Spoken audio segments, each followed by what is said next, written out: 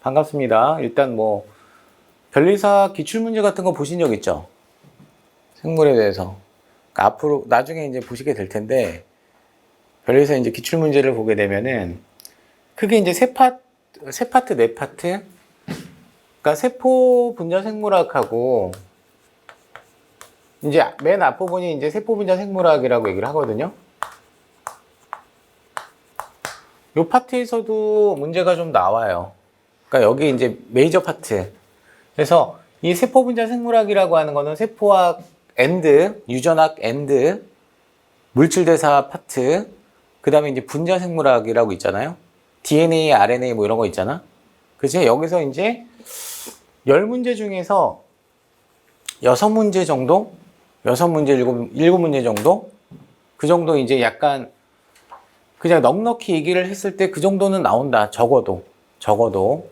아시겠죠? 그죠? 그 다음에 이제 생리학 파트가 나와요. 이 생리학 파트는 동물 생리학 파트라고 얘기해요. 동물 생리학. 아시겠죠? 그죠? 동물 생리학 파트라고 얘기하는데, 요 동물 생리학 파트가 한 대략적으로 3문제 내외. 아시겠죠? 그죠? 3문제 내외. 뭐 2문제에서 3문제. 그러니까, 여기서 한 대략적으로 이 두 단원을, 큰 단원을 어때? 2개를 더했을 때, 한 토탈 7문제 정도? 7문제 정도 나온다고 보시면 돼요. 10문제 중에서. 알았지, 그지? 그리고 이제 나머지가 있는데, 나머지가 이제 뭐 진화 분류학 파트랑, 그 다음에 이제 생태학이라고 하는 게 있어요. 생태학은 생물과 환경에 대한 어떤 관계를 설명하는 어떤 학문이에요. 아시겠죠, 그죠? 자, 여기서 한 3문제 정도 나온다고 보시면 돼요. 그래서 이제 메인은 여기야, 여기. 메인은 여기고, 여러분들이 이제 기본적으로 단원에 대한 어떤 내용을 보게 되면, 일반 생물학 책을 보신 적은 있을 거 아니에요. 뭐, 캠벨이나 이런 거 보신 적 있어요? 오래전에. 그러니까 이렇게 뭐 두께가 상당히 두껍다라고 하는 거 아시죠? 보신 적 없죠? 그죠? 상당히 두껍다라는 얘기는 내용이 많다라는 얘기예요. 내용이 많은데 10문제 중에서 어떤 문제가 나올지는 몰라. 이거는 뭐 어떠한 시험이건 간에 그런데 실제로 뭐 우리가 이제 중요하다라고 생각하는 파트에 대해서 당연히 나오긴 나오는데 중요하게 생각하지 않은 파트에서도 나올 수가 있어요. 지엽적인 문제라고 얘기를 하죠. 그죠? 그래서 상당히 난이도 있는 문제가 간혹 가다가 나오는 경우가 있다. 기출문제를 보게 되면. 아시겠죠? 그죠? 그래서 문항수에 비해서는 공부할 게 좀 많아요. 그래서 이제 그런 것들이 사실상 우리가 1차 변리사 시험을 볼 때 자연과학개론에서 생물이라고 하는 생물이라고 하는 과목이 다른 어떤 물리화학, 지학에 비해서 내용이 좀 많기 때문에 상당히 이제 형은 공부해봐서 알 거 아니야, 그지? 그죠? 상당히 많다 이거예요. 그러니까 뭐 내용이 어려운 단원도 분명히 존재는 하는데 뭐 크게 뭐 내용이 어렵다? 뭐 이거보다는 많다, 방대하다 그런 것 때문에 사실상 우리가 좀 어려워하는 경향성이 없잖아 있거든요. 요 정도로 이제 뭐 간단하게 OT라고 하면 어떻게 시간이 없어요 우리가. 여기 이제 수업 시간이 많지가 않아. 이 학원이. 그리고 이제 뭐 10문제밖에 안 되기 때문에 한편으로 이해가 돼. 그러니까 우리는 좀 빨리빨리 이제 보고 중요한 포인트 위주로 일단 공부를 하고 나서 나중에 이제 문제풀이 할 때 또 다시 내용 정리를 하니까 부자란 얘기예요. 아시겠죠? 그죠?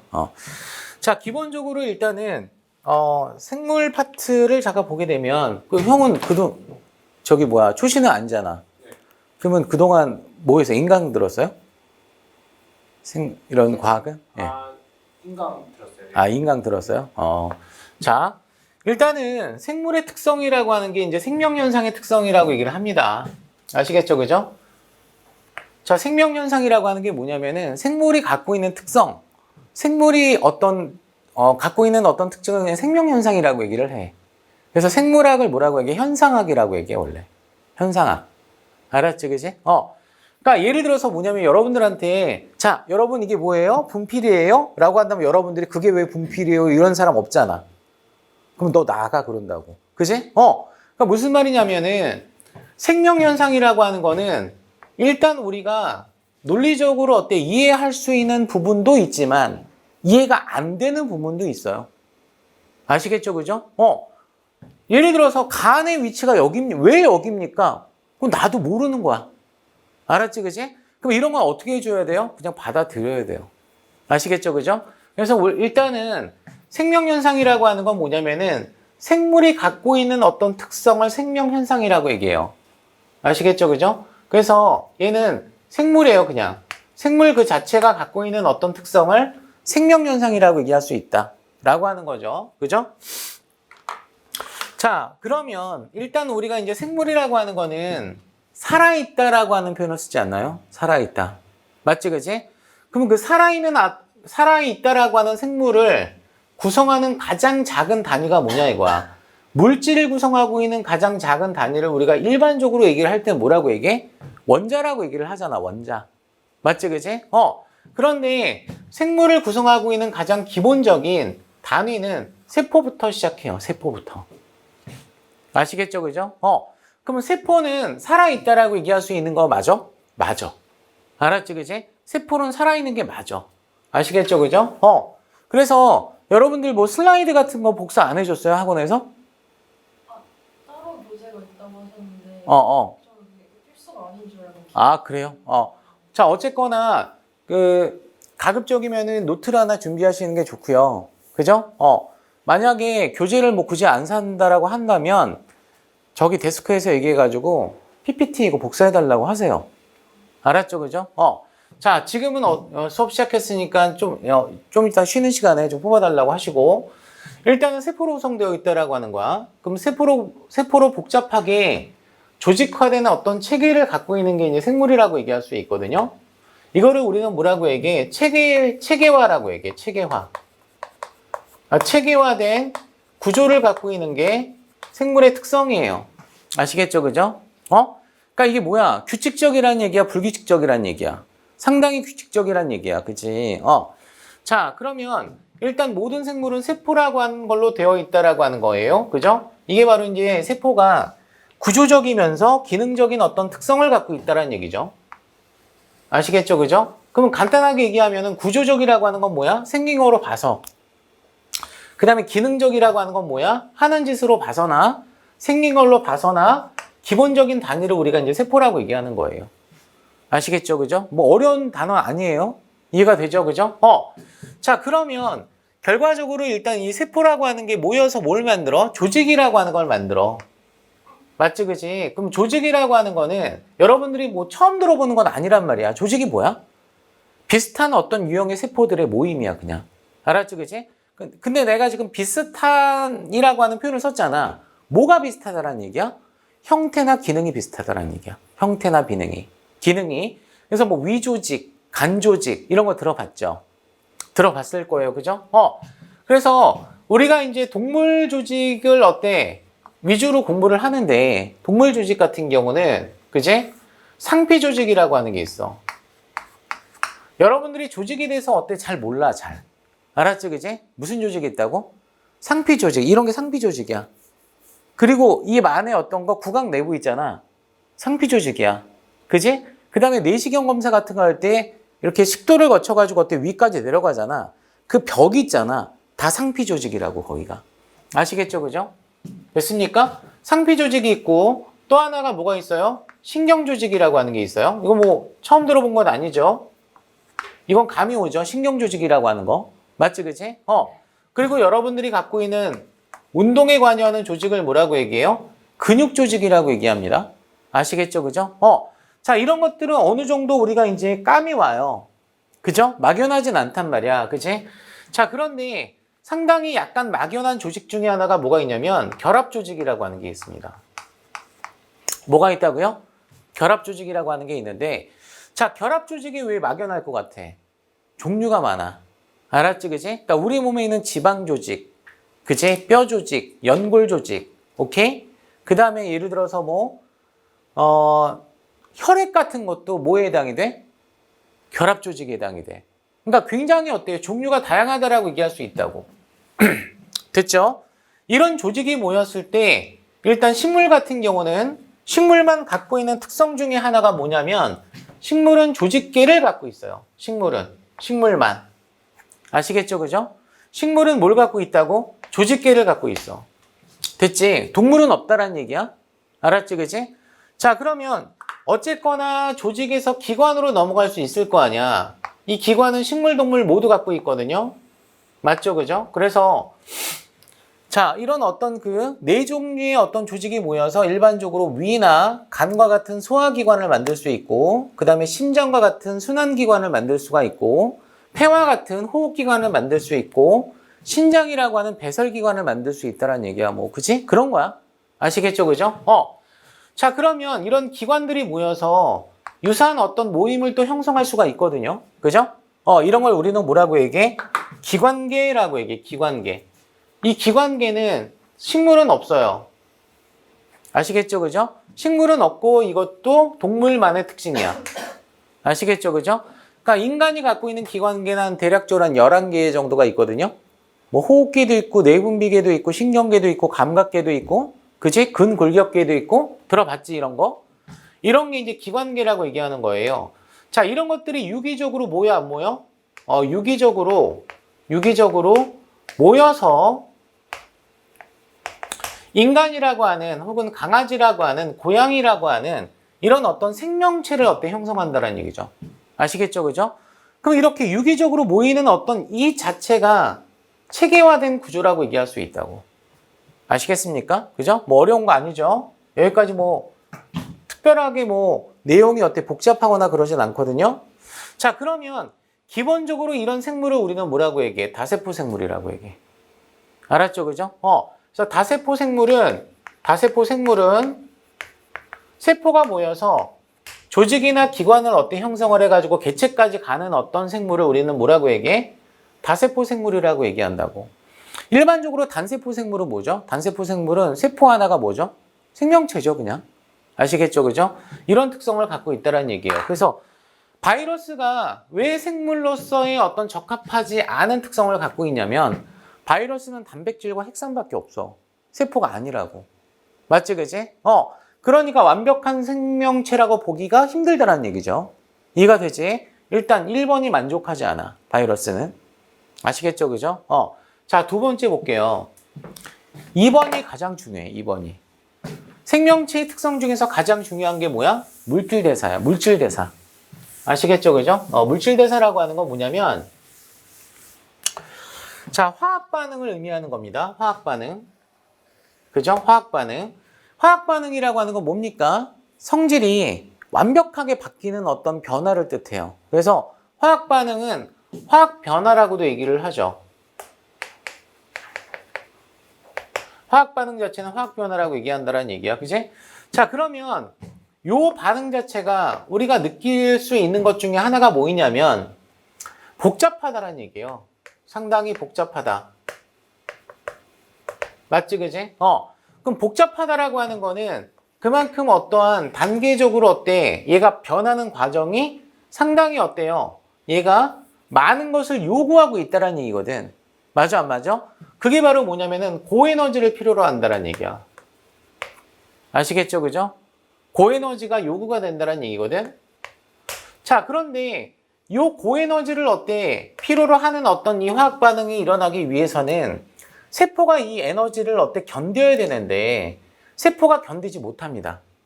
아시겠죠, 그죠? 그래서 실제로 얘가 예를 들어서 가는 어떤 경로가 있을 거 아니에요? 물질이 변할 때. 맞죠, 그죠? 그 경로를 이용하지 않고 경로를 변경시켜가지고 다른 방법으로 갈 수밖에 없어. 맞지, 그지? 자, 그때 얘가 이 에너지 언덕만큼을 찍고 올라가야지만 내려갈 수가 있는데 원래는 얘가 여기까지 찍고 올라가서 내려가게 되면 세포는 손상될 수밖에 없기 때문에 이해가 돼요? 경로를 바꿔줘야 돼. 알았지? 그러니까 낮은 에너지 준위에서 반응을 할 수 있도록 해줘야 된다고. 그게 바로 뭐예요? 촉매예요. 촉매가 필요하단 말이야. 그지? 그 촉매를 우리는 뭐라고 얘기하지? 효소라고 얘기하잖아. 그러니까 단적으로 얘기를 하면 제가 강원도 예전에 이제 자주 놀러 갔었거든요. 강원도 가보셨죠? 강원도 가봤을 거 아니야. 그치? 동해바다 같은데. 근데 과거에는 고속도로 타고 가다가도 이제 바다를 보려고 강원도 쪽으로 가게 되면은 이렇게 고개를 넘어가야 됐단 말이야. 뭐 대관령이나 미시령이나 이런 데 넘어가야 되기 때문에 상당히 어때요? 그 구간에서 시간이 오래 소요가 될 거 아니야. 속도도 못 내고. 길도 어때? 복잡하고. 그지? 근데 요즘에는 어떻게 됐어? 터널을 뚫어놨단 말이야. 맞지? 터널을 뚫어놨다는 얘기는 가는 경로를 바꿨다는 얘기거든. 하지만 출발 지점에서 도착 지점까지의 어떤 목적지와 출발 지점은 어때? 변한 게 없잖아. 맞아, 안 맞아? 하지만 경로를 바꿨기 때문에 어때? 도달 속도가 그만큼 빠를 수 있다는 얘기죠. 그죠? 그게 바로 일종의 뭐냐면은 촉매가 그 역할을 한다는 얘기야. 그 촉매를, 생체 내에 있는 촉매를 우리는 뭐라고 얘기해요? 효소라고 얘기를 하는 거죠. 효소. 아시겠죠? 그죠? 그래서 모든 물질 대사라고 하는 화학 반응에는 반드시 효소가 필수적이야. 자, 뭐가 필수적이라고요? 효소가 필수적이라고 얘기할 수 있어요. 아시겠죠? 그죠? 효소가 반드시 필요합니다.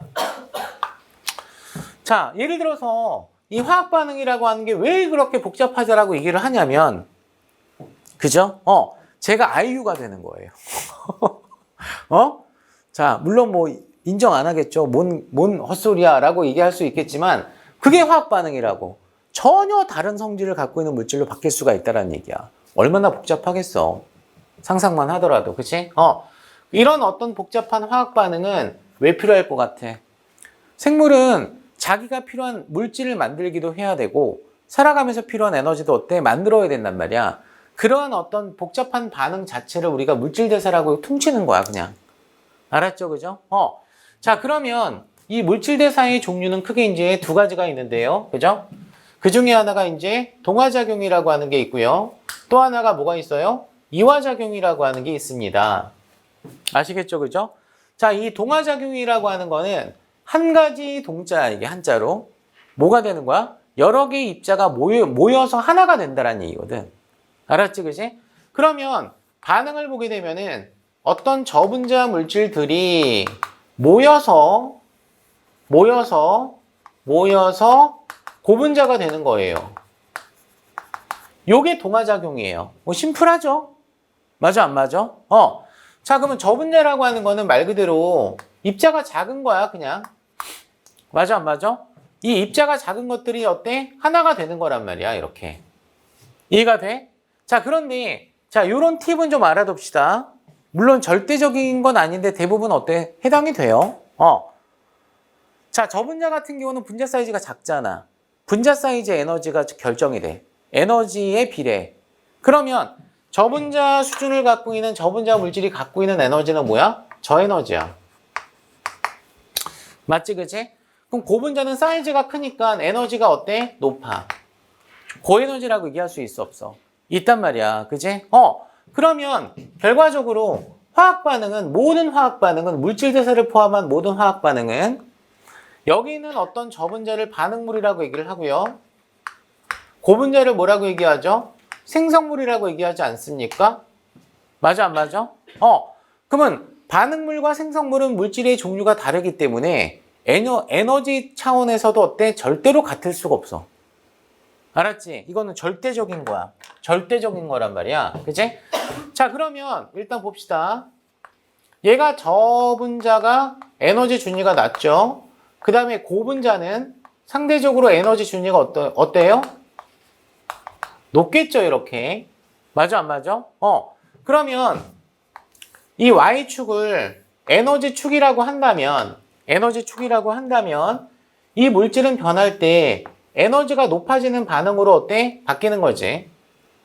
맞아, 안 맞아? 그지? 그럼 주변으로부터 에너지를 뭐 해야 돼? 흡수해야 돼. 에너지가 들어가야 된다는 얘기야. 오케이, 바리. 아시겠어요? 그죠? 그럼 여러분 생각해봐.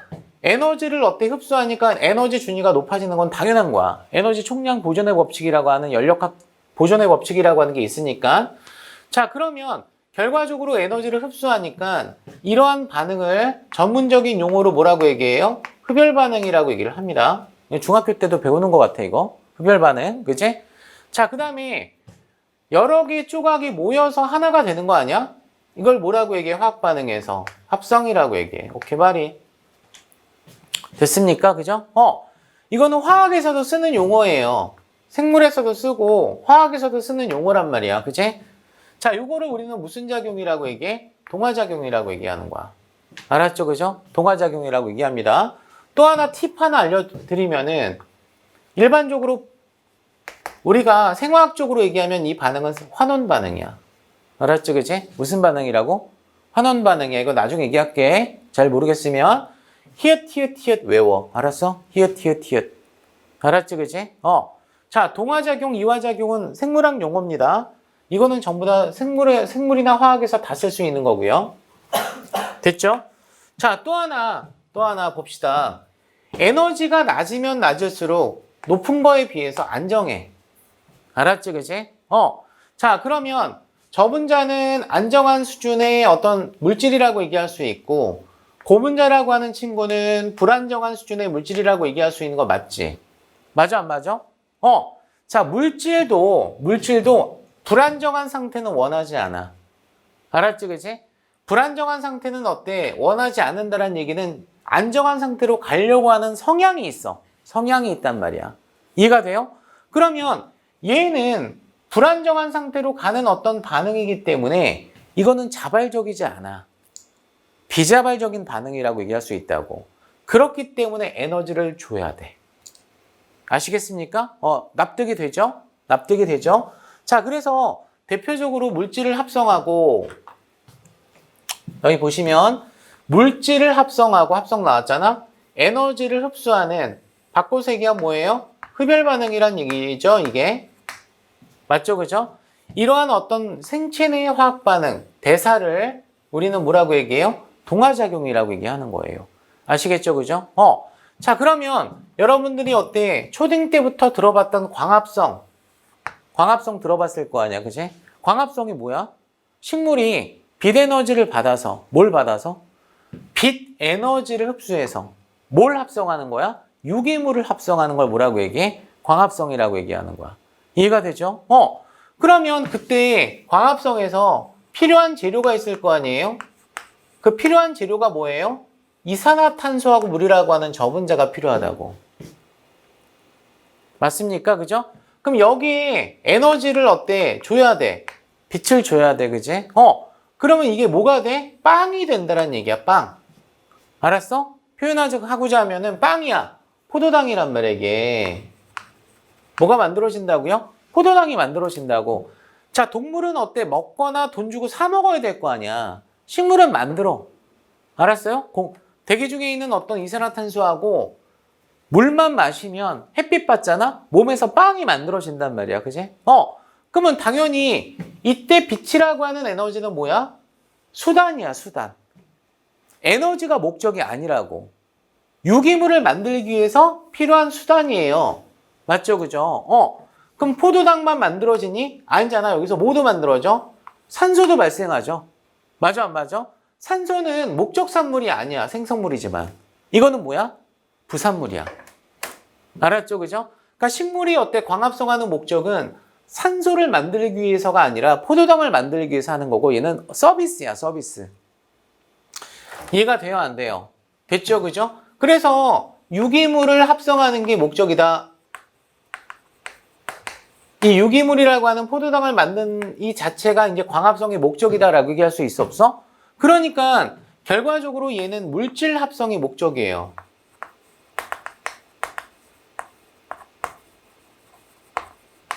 뭐가 목적이라고요? 물질 합성이 목적이고요. 에너지는 수단이에요, 그냥. 맞아, 안 맞아? 그래서 광합성, 그 다음에 질소동화작용이라고 하는 거 나왔어, 안 나왔어? 나왔지? 그치? 질소동화작용이 뭐야? 응? 자, 이거는 탄소동화작용이라고 얘기해요, 광합성은. 그죠? 얘는 뭐예요? 단백질이나 핵산을 합성하는 걸 뭐라고 얘기해? 질소동화라고 얘기해. 알아둬, 이거. 왜냐면 단백질과 핵산은 질소를 갖고 있거든. 포도당은 질소가 없거든. 알았지, 그지? 자, 요소 합성 같은 것도 전부 다 동화대사라고 얘기할 수 있어. 다 공통점이 뭐가 들어갔습니까? 동화나 합성이라고 하는 단어가 들어가죠. 맞아, 안 맞아? 맞지, 그지? 요게 이제 동화작용의 특징이다, 혹은 개념이다, 혹은 정의라고 얘기할 수 있어요, 없어요? 있습니다. 그죠? 자, 반면에 이제 이화작용이라고 하는 건 동화작용의 역반응이에요. 뭐라고요? 역반응이라고. 그러니까 생체 내에서는 가역적인 반응이야, 대부분이. 비가역적인 반응보다는 가역적인 반응이 대다수라고 얘기할 수 있거든요. 자, 그러면 이화작용은 반대로, 자, 우리 고분자 같은 것들이 필요에 의해서 저분자로 어때 쪼개지는 어떤 반응도 필요할 수가 있겠지. 맞아, 안 맞아? 그러면 실제로 우리가 먹는 빵이라고 하는 거는 덩어리가 크잖아요. 그죠? 근데 빵을 먹는 목적은 뭐죠? 세포한테 에너지를 전달하기 위해서 우리가 먹는 거 아니에요? 단순하게 맛만 느끼려고 먹는 건 아니잖아? 맞아? 그럼 에너지 원을 전달하기 위해서는 세포가 흡수를 해야 돼, 안 해야 돼? 해야 되겠지. 그러면 적절한 크기로 뭐 해야 돼? 분해를 시켜야 돼. 아시겠죠? 그죠? 그래서 얘가 모여서라고 한다면, 자, 얘는 뭐예요? 쪼개서 저분자로 어때? 바꿔주는 거죠. 아시겠죠? 그죠? 그러면 마찬가지로 고분자 같은 경우는 에너지 준위가 높고, 저분자 같은 경우는 에너지 준위가 당연히 어때? 분자 사이즈에 비례해서 낮다라고 얘기했잖아요. 그죠? 그러면 당연히 이 반응이 일어날 때 에너지가 어떻게 되죠? 떨어지죠. 맞아, 안 맞아? 에너지가 떨어지기 때문에 이 차이만큼 주변으로 에너지는 나올 수 있어. 에너지가 주변으로 뭐가 된다는 얘기예요? 방출이 된다는 얘기예요. 아시겠죠? 그죠? 자, 이렇게 방출되는 어떤 현상을 화학에서 발열 반응이라고 얘기를 해요. 무슨 반응? 발열 반응이라고 얘기를 하고, 요거를 분해 반응이라고 얘기를 합니다. 아시겠죠? 그죠? 일반적으로 이럴 때는 산소가 어때? 결합하는 경우가 많거나 전자를 잃어버리는 경우가 많기 때문에 무슨 반응이에요? 산화 반응이라고 얘기할 수 있어요. 아시겠죠? 그죠? 그래서 역으로 이 포도당이 산소하고 반응을 해서 산소하고 결합해서 이산화탄소하고 어때? 물로 쪼개지는 반응도 이 이화작용이라고 얘기할 수 있는 거지. 맞아, 안 맞아? 그럼 이게 왜 일어나겠어? 에너지를 얻고자 할 때. 아시겠죠? 자, 동화대사를 할 때 식물이 포도당을 합성할 때는 빛이 필요하지만 사람은 빛을 받았을 때 빛을 이용할 수가 없어. 애석하게도. 맞아, 안 맞아? 이 빛 에너지를 다른 형태로 인간이 쓸 수 있거나 다른 생물이 쓸 수 있는 형태의 공통된 에너지 형태로 바꿔야 되거든? 그걸 뭐라고 얘기해? ATP라고 얘기해, 일반적으로. 아시겠어요? 그죠? 화학 에너지라고 얘기하는 거죠. 그래서 이렇게 에너지를 방출함으로 인해서 요 에너지가 생명 활동에 뭐 할 수 있어야 돼요? 이용 가능한 형태로 바뀌어야 됩니다.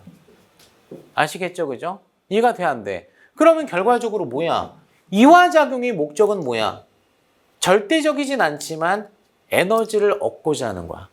얘는 물질을 얻고자 할 때 동화작용하는 거고, 에너지를 얻고자 할 때는 이화작용을 한다라고 얘기할 수 있어, 없어?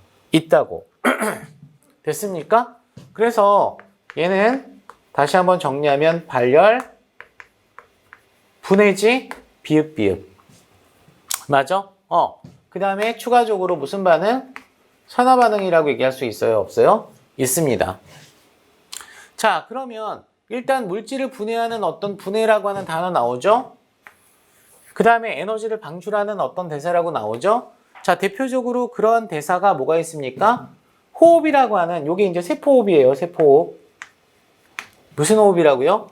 세포호흡이 여기에 해당이 되고, 그 다음에 음식물을 쪼개야지만 뭐가 가능합니까? 그죠? 흡수가 가능하죠. 요런 어떤 반응을 우리가 이제 소화라고 얘기하는 거죠. 뭐라고 얘기한다고? 소화라고 얘기하는 거야. 그지? 아, 저거 거슬리네. 아시겠죠? 그죠? 자, 따라서 왜 내가 물질 대사가 중요하다라고 얘기했을까? 언니, 왜 내가 물질 대사가 중요하다라고 했을까?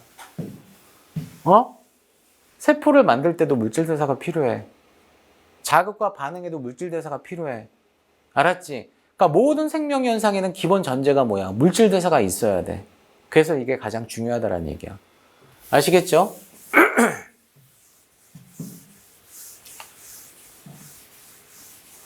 자, 그러면 세 번째 어떤 그 생명체의 어떤 특징 중에 하나가 뭐가 있느냐? 자극에 대한 반응할 수 있다라고 하는 거. 항상성 유지도 할 수 있다라고 하는 거. 특히나 이제 동물에 관해서는 우리가 이제 이게 탁 감이 오죠. 그죠? 근데 식물도 자극에 대해서 반응을 할까요? 안 할까요? 합니다. 알았죠? 그죠? 그래서 자, 자극과 반응은 살아있는 생명체라고 한다면 반드시 어때? 이건 따라와야 돼. 내가 여러분들한테 질문을 던졌어. 근데 여러분들이 어때? 그냥 뭐야? 씹었어. 생물 아니야 당신들 그러면. 알았지? 그지? 그래서 자, 동물이 자극에 대해서 반응하는 어떤 이런 특징을 뭐라고 얘기해? 가장 간단한 반응을 주성이라고 얘기해. 주성. 들어봤어요? 주성? 안 들어봤어요? 아, 미치겠네. 식물이 자극에 대해서 반응하는 현상을 뭐라고 얘기해? 굴성이라고 들어봤어요? 굴성? 안 들어봤어요? 자, 식물이 어때? 빛을 어때? 요구하잖아. 광합성 하려면. 그럼 빛을 향해서 자라 안 자라? 이런 걸 양성 굴광성이라고 얘기해. 안 들어봤어? 구멍성 들어봤어요. 그게 굴성이야. 알았어? 여기에 뭐가 들어가? 여기에 이 가운데에 자극원이 들어간단 말이야. 그러니까 빛이 자극원이잖아. 굴광성이야. 그래서 식물이 굴광성만 있지 않아. 중력도 영향을 받아. 아시겠죠? 그죠? 그래서 뿌리는 어느 쪽으로 자라죠? 중력 쪽으로 자라죠. 양성 굴중성이라고 얘기를 하고, 그죠? 줄기는 반대로 어때요? 역행해서 자라지 않습니까? 음성 굴중성이라고 얘기해요. 알았죠? 그죠? 미모사 같은 거 건드리면 어떻게 돼? 움직이잖아, 이렇게. 잎이. 촉성이라고 얘기해. 굴촉성. 아시겠죠? 그죠? 그러면 이 주성이라고 하는 것도 가운데에 자극원을 써줘야 돼, 안 써줘야 돼? 써줘야 되는 거야. 이 네모가 의미하는 게 뭐라고? 자극원을 한자로 써. 자극원. 알았죠? 그죠? 그럼 예를 들어서 제가 제일 싫어하는 어떤 동물이 나방이거든요. 나방? 나방은 빛을 좋아해, 싫어해? 좋아해. 알았어? 빛을 향해서 돌진하잖아. 그럼 뭐야? 양성 주광성이야, 걔는. 알았지? 두더지나 이런 애들은 어떻게 되죠? 빛을 싫어하죠? 주광성이에요, 주광성. 알았죠? 그죠? 그래서 이런 게 기본적인 어떤 하등한 동물들이나 이런 식물들 같은 데서도 어때? 이런 반응이 있어, 없어? 있다란 얘기야. 자, 그런데 우리가 일반적으로 이 자극과 반응을 매개해주는 동물에서 있잖아. 자, 동물에서는 이 자극과 반응을 매개해주는 애가 누굴 것 같아?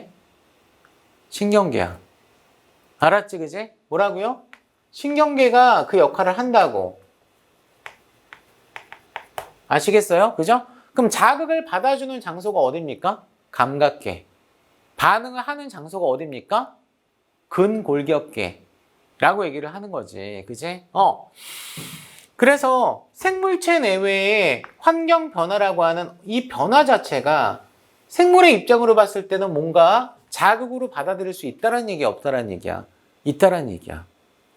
날씨가 춥거나, 날씨가 덥거나, 습하거나, 건조하거나, 흐리거나, 맑거나, 여러분들 어제까지만 해도 비 왔어, 안 왔어? 비 왔잖아. 비 오면 어때? 약간 사람이 굴루미해지잖아. 나만 그런가? 약간 어때? 우울감이 생기잖아. 근데 오늘 딱 어때? 나오니까 햇살이 어때? 이렇게 비치니까 어때? 기분이 어때? 약간 좀 상쾌한 기분도 좀 있잖아요? 그죠? 이런 것들도 일종의, 자, 이런 어떤 생명체한테 어떤 변화를 유발시킬 수 있는 일종의 환경 변화, 자극이 될 수 있다는 얘기예요. 아시겠죠? 그죠? 이거에 대해서 우리는 반응을 할 수 있다, 없다? 있다. 알았지? 그지? 이러한 자극에 대해서 반응하는데 누가 관여를 한다, 일반적으로? 신경계가 관여를 한다는 얘기예요. 아시겠죠? 그죠? 자, 그럼 항상성 유지라고 하는 건 뭐냐면, 항상성 유지는 체외 환경은 어때? 크게 변화가 될 수 있잖아. 맞지, 그지? 변화폭이 큰데, 이거에 비해서 생체 내의 어떤 변화는 극히 작다란 얘기거든. 알았죠, 그죠? 무슨 말이냐면, 바깥의 기온이 어제까지 어때? 굉장히 추웠다고 오늘 갑자기 더울 수도 있거든요. 이렇게 어때? 온도 변화가 어때? 심한 경우에도 우리 체온은 어때? 크게 변동이 없다란 얘기예요. 왜요? 그러면 우리 죽거든요. 아시겠죠? 그죠? 그래서 체온 조절 같은 이런 것도 일종의 항상성 유지라고 얘기할 수 있어, 없어? 있단 말이야. 그래서 항상성 유지라고 하는 건 뭐냐면 외부 환경과 무관하게, 아시겠죠? 그죠? 내부 환경을 거의 일정한 수준에서 어때? 유지하려고 하는 성질을 뭐라고 얘기한다? 항상성 유지라고 얘기합니다. 알았죠? 그죠? 그래서 이 표현을 다른 말로 뭐라고도 얘기하냐면 항상성 조절이라고 하는 표현을 써요. 뭐 쓴다고요? 항상성 조절. 그래서 조절자가 들어간다. 이거야, 이거. 알았어? 체온 조절, 혈당 조절, 삼투압 조절. 그지? 그 다음에 뭐 pH 조절. 이런 것들이 전부 다 뭐에 해당이 돼요? 혈압 조절. 항상성 조절이나 항상성 유지라고 얘기할 수 있어. 맞지? 자, 그러면 이거 누가 할 것 같아? 우리가 대뇌로 생각해가지고 어때? 혈당을 어때? 감소시켜야 돼? 증가시켜야 돼? 이러지 않잖아. 맞지? 알아서 하잖아, 알아서. 그지? 우리 몸에서, 그지? 나의 의식과는 상관없이. 자, 따라서 누가 한다는 얘기예요, 일단은? 자율적인 신경이 있어요. 자율신경이 그 역할을 한다는 얘기야. 자율신경은 대뇌의 지배를 받지 않아. 그지? 맞아, 안 맞아? 알아서 해, 얘가. 그지? 자, 또 하나는 누가 하죠? 호르몬이 관여를 합니다. 호르몬이. 그지? 맞아? 그래서, 자, 신경계와, 신경이니까 신경계일 거 아니야. 그지? 호르몬은 내분비계라고 얘기해. 오케이, 바리. 아시겠어요? 그죠? 그래서 신경계와 내분비계가 관여를 해서 항상성 조절에 관여를 한다는 얘기예요. 아시겠죠? 이해돼, 안 돼? 이해되지? 특히나 여기서 이제 온도라고 하는 건 체온이라고 얘기할 수 있는 거죠? 맞죠? 그죠? 온도라고 하는 건 뭐라고? 체온, 체온. 맞아? 왜 체온 조절을 해야 될까? 왜 체온 조절을 해야 돼? 자, 살아야 되니까. 다음번에는 질문했을 때, 다른 답을 해주세요. 왜 체온 조절을 해야 돼? 생물학적으로. 효소가 반응할 수 있는 적정 온도가 있어서. 맞아요. 뭔가 다른데? 자, 이 체온이라고 하는 거는 굉장히 중요해. 체온 조절을 왜 해야 되냐면 효소 때문에 그래. 효소가 없으면 우리는 못 살아. 물질 대사 자체가 안 되잖아. 근데 효소의 주성분이 뭐예요? 단백질이거든요. 맞아? 단백질인데 단백질은 우리가 일반적인 어떤 무기총미하고는 다르게, 그치? 일반적으로 화학 반응 온도가 높을수록 어때? 증가해, 원래. 근데 40도 이상이 되면 우리가 어때? 죽을 수 있잖아. 그건 왜 그러냐면은 효소라고 하는 애의 단백질 성분이 40도 이상에서는 어때요? 변성이 되거든요. 아시겠죠? 그죠? 변성되면 못 쓰게 돼요. 단백질 변성은 대부분이 비가역적이야. 알았지? 한번 변성된 거는 다시 복구가 안 돼. 원래 온도가 된다라고 하더라도. 그지? 그래서 이 체온이라고 하는 온도 조절이라고 하는 게 물질 대사랑 굉장히 어때? 연관성이 높을 수밖에 없다는 얘기야. 이거 굉장히 중요합니다. 아시겠죠? 그죠? 그래서 그렇게 이제 우리가 기억하시면 되고요. 자, 생물은 무한적으로 살 수 있습니까? 우리가 어때? 계속 죽지 않고 살아가는 것도 고통이겠죠? 맞아, 안 맞아? 따라서 모든 생명체는 언젠가는 죽어. 이 말은 뭐야? 수명이 있다라는 얘기거든? 자, 따라서 본능적으로 어떤 특징을 가져? 나와 잘 닮은 자손을 만들려고 하는 습성이 있어. 맞아? 이런 걸 우리는 뭐라고 얘기해? 생식이라고 얘기해. 리프로덕션, 번식한다라는 얘기야. 근데 자, 자식은 나를 닮은 게 좋겠어? 안 닮은 게 좋겠어? 닮은 게 좋겠지. 그래서 부모를 닮은 자식을 만드는 과정을 생식과 유전이라고 얘기해. 맞지, 그지?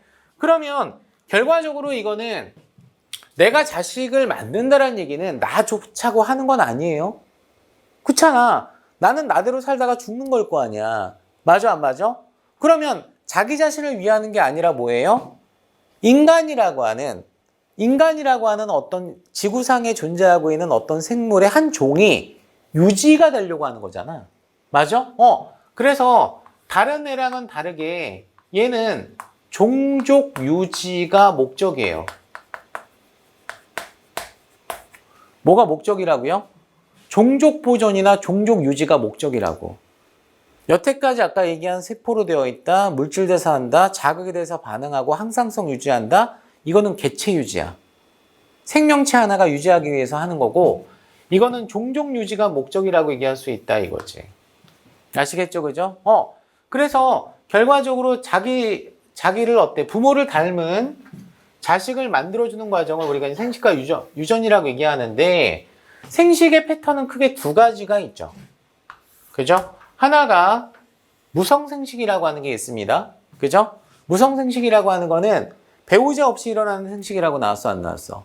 나왔잖아. 이게 여러분들이 나중에 결혼할 남친, 여친이 아니야.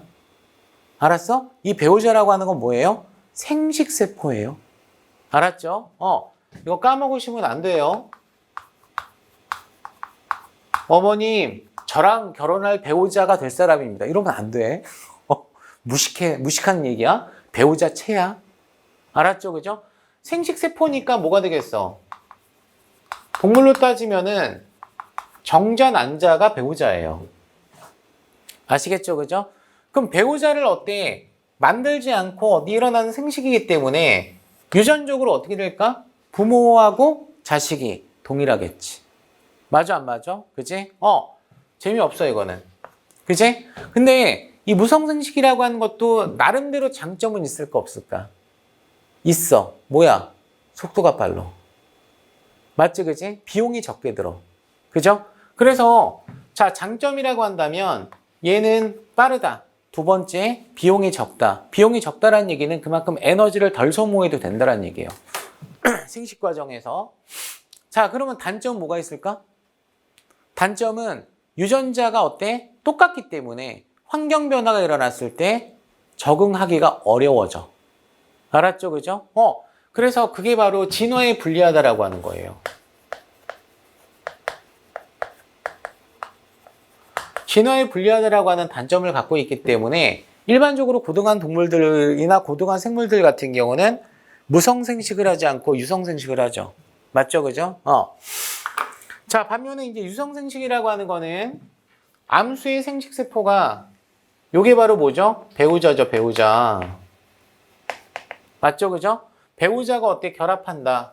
이걸 뭐라고 얘기해? 수정이라고 얘기하지. 결합하면, 자, 엄마와 아빠가 갖고 있는 유전자의 절반씩 받아가지고 재조합을 할 거 아니야. 그럼 어떻게 되겠어? 엄마도 닮고 일부는 아빠도 닮을 거 아니야. 그지? 하지만 부모하고 똑같은 개체가 나오진 않지? 그지?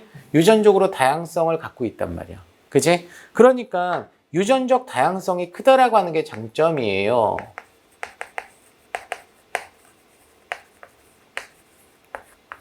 맞습니까? 유전적 다양성이 크기 때문에 진화에 어떻게 되겠어요? 유리하겠죠. 하지만 단점 뭘까? 느리다라고 하는 거야. 두 번째는 뭐 있어? 비용이 많이 들어. 여러분 생각해봐. 뭐 결혼을 할 때도 남자가 여자한테 투자해야 될 거 많아 적어. 결혼했어요? 안 했어요? 결혼할 거죠 나중에. 그죠? 그럼 투자해야 되겠죠. 맞아, 그지? 내 여자가 될 때까지는 투자를 해야 될 거 아니야. 물론 그건 여자도 남자한테 투자를 할 게 있어요. 아시겠죠? 그런 게 일종의 뭐라는 얘기야? 생물학적인 비용이에요, 비용. 아시겠죠? 그죠? 자, 따라서 유전이라고 하는 건 어버이의 어떤 형질을 이어받아서 담게 되는 현상을 우리가 이제 유전이라고 얘기하는데, 뭐 고등학교 과정에서 이런 거 많이 얘기하지? 생명인 엄마에서 태어나는 아들은 100% 뭐다? 생명이다. 뭐 이런 거. 맞지, 그치? 유전자를 받기 때문에 그런 거예요. 크게 중요하진 않고. 그래서 종종 유지가 목적이라고 하는 거. 5번째. 발생과 생장이라고 하는 게 있습니다. 그죠? 생물학에서 이 발생학 파트가 따로 있을 정도로 굉장히 어려운 파트가 발생이야. 원래가. 그리고 여러분들 시험에서도 발생학에 대해서 문제가 나와. 알았지, 그지? 자, 발생이라고 하는 거는 영어로 happen이 아니다. 알았지, 그지? 이건 뭐야, 영어로? development이야. development가 뭐지? 발달이란 뜻이잖아. 그래서 실제로 생물학 책에서 발생이라고 하는 용어를 쓰기도 하고 발달이라고 하는 용어를 쓰기도 해. 자, 됐나요? 자, 아까 얘기한 정자하고 난자가, 그죠? 정자하고 난자라고 하는 배우자가, 그죠? 결합을 하는 걸 뭐라고 얘기해요? 수정이라고 얘기를 하죠. 맞지, 그지?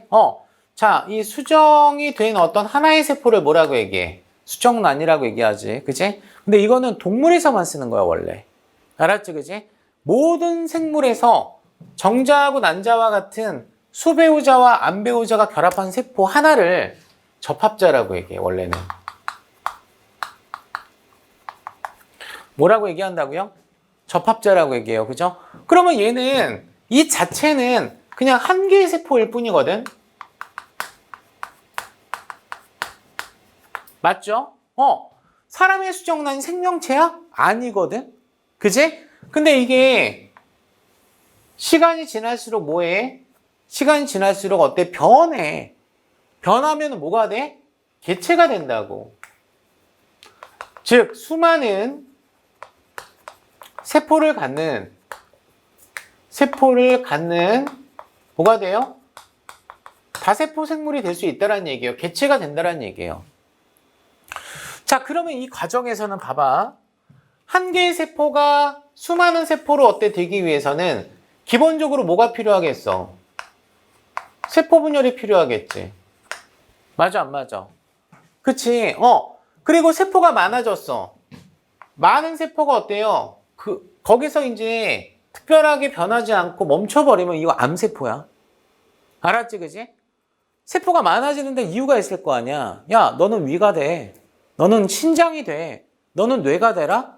이렇게 뭔가 기능을 분담해 줘야 될 거 아니야. 이걸 뭐라고 얘기해? 기관 형성이라고 얘기해. 오케이? 아시겠어요? 그러면 발달 과정에는 세포 분열 플러스 기관 형성이라고 하는 복잡한 단계가 있다란 얘기야. 이거를 발생이라고 얘기한다고. 그러면 이게 바로 초기에는 세포 분열이 일어나고 충분하게 세포가 만들어졌을 때는 기관으로 바뀌어야 돼, 안 바뀌어야 돼? 바뀌어야 되겠지, 그지? 그래서 이거는 초기에 일어나. 아시겠어요? 먼저 일어난다라고 얘기할 수 있어요. 먼저. 그죠? 요거는 나중에 일어납니다. 나중에 이 파트 얘기를 할 때 참고가 될 거야. 알았지, 그지? 이 초기 세포 분열을, 수정란의 초기 세포 분열을 전문적인 표현으로 뭐라고 얘기하냐면 난할이라고 얘기해요. 뭐라고 얘기한다고요? 난할. 알았지? 난할 외워야 돼. 체세포 분열인데 난할이라고 얘기해. 일반적인 체세포 분열은 한 개의 세포가 두 개의 세포가 될 때 충분히 자란 상태에서 두 개로 나뉘어지거든? 그럼 뭐야? 모세포와 딸세포의 사이즈가 똑같아. 맞지, 그지?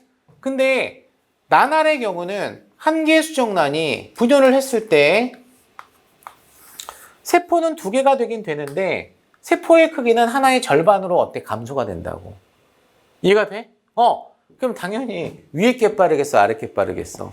얘는 생장 후 잘라야 될 거 아니야. 얘는 생장 없이 자르겠지. 얘가 빨라. 알았지, 그지? 그래서 난할은 빠르다. 속도가 빨라요. 아시겠죠, 그죠? 빠르다라고 하는 게 특징이고 핵상 변화가 없어요.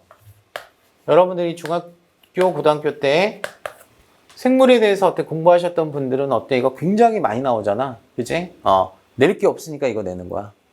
알았지? 변별력 기하기 위해서. 자, 어쨌거나 이런 어떤 과정을 뭐라고 얘기하는 발생이라고 얘기합니다. 그래서 지금 보면은 개구리의 난자와 개구리의 정자가 어때 수정을 해서 지금 세포수가 많아졌죠. 세포수가 많아지고 나서 얘네가 어때 각각 올챙이가 될 때 기관 형성돼야 되겠죠. 그치? 올챙이에서 뒷다리가 나오면서 개구리까지 됐어요? 안 됐어요?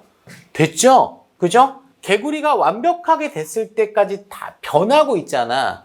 이게 발생이야. 변하고 있으니까 발생이라고. 비읍비읍. 됐어? 그리고 나서 이 어린 개구리가 큰 개구리로 바뀌어 안 바뀌어? 바뀌잖아? 그럼 여기서는 어때? 큰 형태는 변화가 없이 크기만 커진 거 아니에요? 맞죠? 이걸 우리는 뭐라고 얘기하죠? 생장이라고 얘기하는 거예요. 아시겠죠? 그죠? 그래서 사람도 보통 임신 후 한 몇 개월 있다가 출산하죠? 여자가? 9개월? 9개월 한 10개월?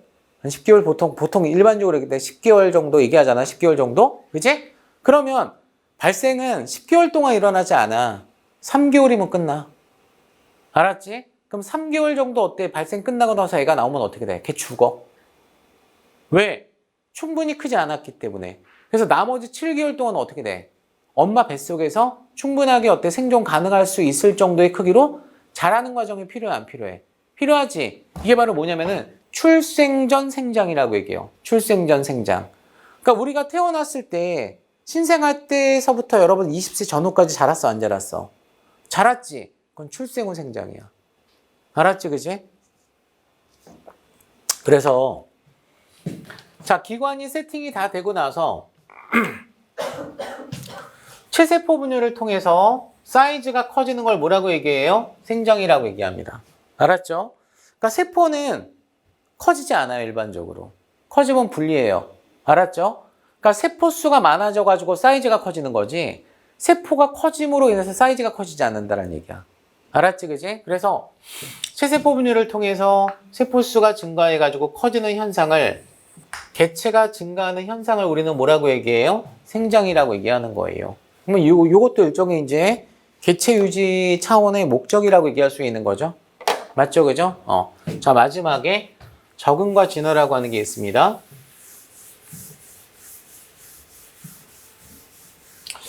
자, 이 적응이라고 하는 게 상당히 생물학에서 있잖아. 어려워, 원래. 여러분들이 예를 들어서 그런 거 있잖아. 지금 집이 서울이에요? 어디예요? 경기도가 다 저희 언니 집이야? 어디인데? 과천이에요? 거의 뭐 서울이네. 어디예요? 부산이. 부산이에요? 그럼 여기서 여기 그 혼자 자취하고. 그러니까 네. 여기서 이제 생활하시는 네. 거고. 그러니까 우리가 살고 있는 지역은 그냥 우리나라에서 이제 한국에 살고 있잖아. 한국의 기후라고 하는 게 분명히 뭐 약간의 차이는 있겠지만 있을 거 아니야. 그지? 근데 갑자기 우리가 이 상태에서 아프리카로 가. 아프리카는 우리나라보다 어때? 적도에 가깝잖아. 일단 덥잖아. 그지? 그리고 여기보다는 좀 약간 어때요? 좀 살기가 좀 어려운 장소 중에 하나가 이제 아프리카라고 얘기할 수 있잖아. 근데 처음에는 죽을 것 같을 거 아니야, 사실상 가면. 너무 덥고 짜증나고, 그지? 근데 한 일주일 지나면 어떻게 돼? 또 나름대로 좀 이렇게 몸이 맞게 되겠죠, 거기에, 환경에. 이걸 적응이라고 얘기할 수 있어, 없어? 없어. 알았어? 이런 건 수능이야, 수능. 알았어요? 수능이에요, 그죠? 자, 수능이라고 하는 건 뭐냐면 내가 생존하기 위해서, 그지? 굉장히 어때? 반응을 빨리 하는 거야. 생존하기 위해서. 오케이? 그지? 그래서 사람이 그러니까 예를 들어서 어디 통증이 있잖아, 통증이. 예전에 이제 나도 이제 뭐 이렇게 다친 적이 있었는데, 그러니까 우리가 이제 살아가다 보면은 몸도 늙고 막 그러면 슬슬 아프기 시작하잖아요? 그러면, 왜 웃어? 당신 안 늙을 것 같아? 자, 여기에 만약에 예를 들어서 고질병이 있어. 관절이 좀 아파, 내가 예를 들어서. 그런 건 아니에요, 나는. 아파. 그러면 여기가 계속 신경이 쓰일 거 아니야.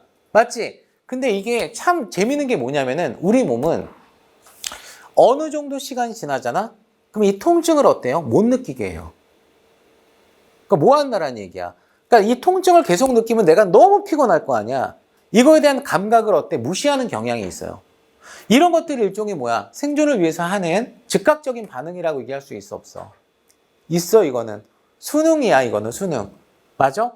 자, 그런데 적응이라고 하는 건 뭐냐면, 예를 들어서, 그제? 자, 한 집안에 애가, 과거에는 애들이 많았잖아. 자식을 많이 낳았잖아. 10명이 태어났는데, 그제?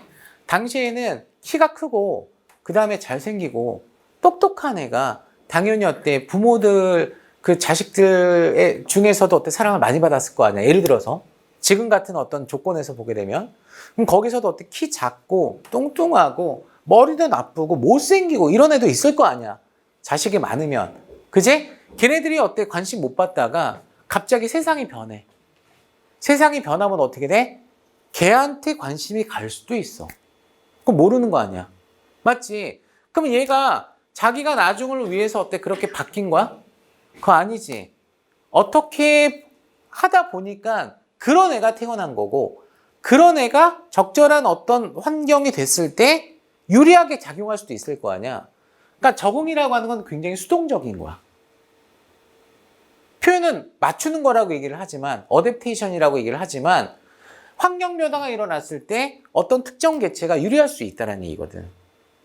근데 그 개체가 처음에는 어때 불리했다가, 처음에는 어때 유리하지 않은 형질이었었는데, 나중에는 유리할 수도 있거든. 일반적으로 도로변이 개체가 그럴 수가 있다는 얘기예요. 일반적으로 우리가 주변에서 나랑 어때 모양이 다르고 뭔가 차이가 있는 사람에 대해서 우리는 어때 호의적이지 않아. 맞지? 그런 개체는 집단 내에서 뭘 받아요? 왕따를 당해요. 배척을 받는단 말이야. 그치? 그러면 일반적으로 도로변이는 생존에 유리하겠어? 불리하겠어? 불리하잖아. 그치? 그런데 환경이 바뀌면 그런 애들이 선호가 될 수도 있다는 얘기야. 그러면 확률적으로 도로변이는 불리한 게 많다라고 얘기했어. 근데 환경이 변했을 때 이게 유리하게 작용할 수도 있다라고 했어. 가능성은 제로는 아니야. 맞아? 하지만 그 확률은 매우 낮지. 그럼 그런 유리한 어떤 조건이 될 만한 확률도 낮을 거 아니야. 그러면 이게 가능성이 있으려면 어때야 돼? 세월이 많이 흘러야 돼. 그래서 적응과 진화는 시간이 오래 걸려. 알겠습니까? 지구의 역사랑 맞물려 돌아가는 게 일반적이라고. 그래서 자, 환경에 맞게 몸의 구조나 형태 및 생활 습성을 어때? 시킴이라고 보통 표현하는데 실제로는 되는 거야. 수동이야, 수동. 변화가 됐는데 환경에 맞게 되는 경우가 있을 수 있다는 얘기예요. 그죠? 그래서 이때는 유전적 변이를 동반합니다. 일반적으로. 그죠?